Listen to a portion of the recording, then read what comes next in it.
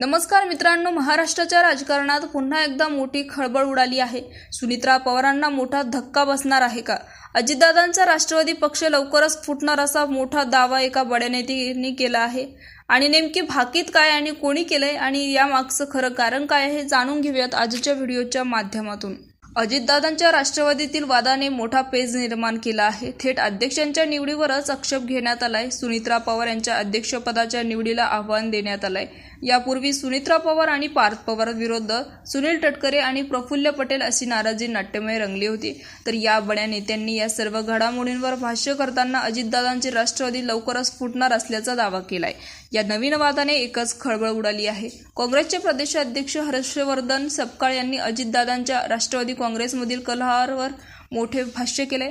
राष्ट्रवादी अजित पवार पक्षात सगळं काही अलबेल नाही, शिंदेच्या शिवसेनेतही धुसफूस आहे, गँग अप सुरू आहे, यांच्यात टोळी युद्ध सुरू झालंय अशी प्रतिक्रिया त्यांनी दिली आहे। त्यावेळी तुम्हाला लवकरच हा पक्ष फुटलेला दिसेल असं मोठे भाकीतही त्यांनी केले। त्यांची या दाव्याने राजकीय खळबळ उडाली आहे। राष्ट्रवादी पक्षातील वाद चव्हाट्यावर आल्यानंतर इतर पक्षातील नेत्यांच्या प्रतिक्रियाही समोर येत आहे। तर शरद पवार यांची राष्ट्रवादी एनडीए सोबत जाणार असल्यावरही त्यांचे मत त्यांनी मांडले आहे।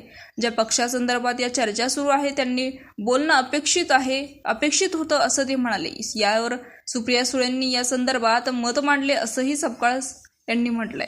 राम मंदिरातील दान चोरी प्रकरणात हर्षवर्धन सपकाळ यांनी आक्रमक भूमिका मांडली आहे। सचिव यांच्या पुरता हा घोटाळा मर्यादित नाहीये, संपूर्ण खेळ अंगाशी आल्यावर तो मी नव्हेच अशी भूमिका विश्वात मंडळाने घेतल्याचा आरोप त्यांनी केलाय।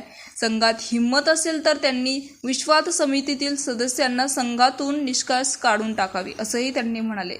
17 जुलै रोजी केंद्रीय कॅबिनेटचा विस्तार होत आहे। त्यात कॅबिनेटपदी खासदार श्रीकांत शिंदे यांची वर्णी लागली असल्याची माहिती समोर येते।